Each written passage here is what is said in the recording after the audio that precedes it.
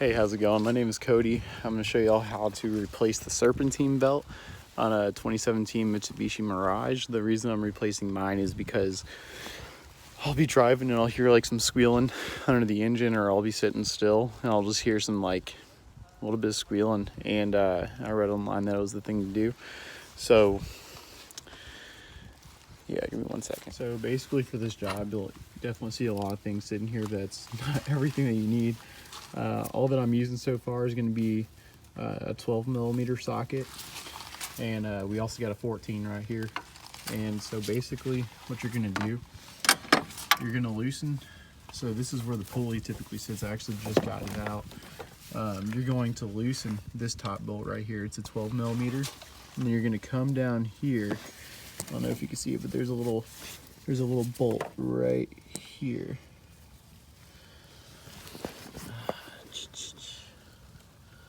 Right there. Yeah, and that's going to be a 14, and so you don't want to loosen that one super loose, but you want to get it just, enough to where it's not like you're, having to, yank on it to get it to move.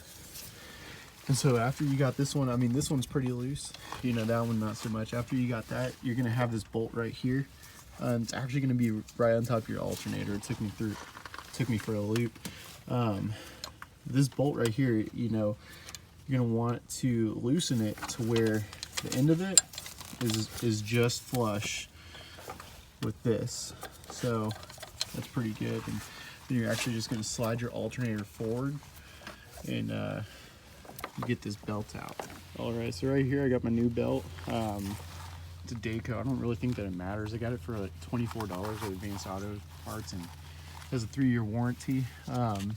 I would highly recommend drawing, the way that the belt goes in the engine, just because, if you, put that belt on wrong, it could really mess some stuff up. It's such an easy change, but it's so easy to go wrong. So I drew mine right there, and this one is actually going to be the alternator right here, if y'all want to use that for reference.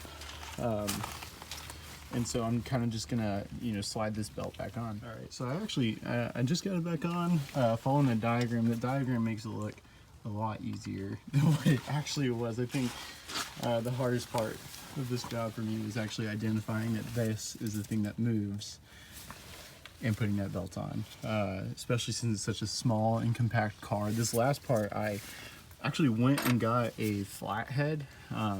But I actually didn't use it because I thought to myself, if I actually fray this, it was definitely a pain in the ass getting on. But now that I got that on, I'm just going to take my 12mm on my socket right here. I'm just going to kind of, tighten this.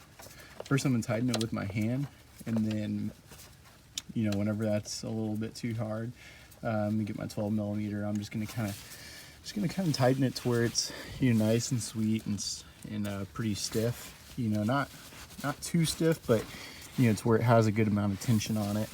And then all right, and so I just got done tightening it. I didn't really think about it until I was doing it, but so this belt, and I looked it up, this belt's actually supposed to have about ½ an inch of play in there.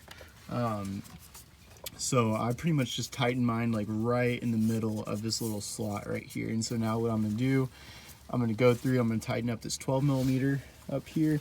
I think first and foremost, I'm gonna tighten up this 14mm down there. And I think after that, I should be just about done.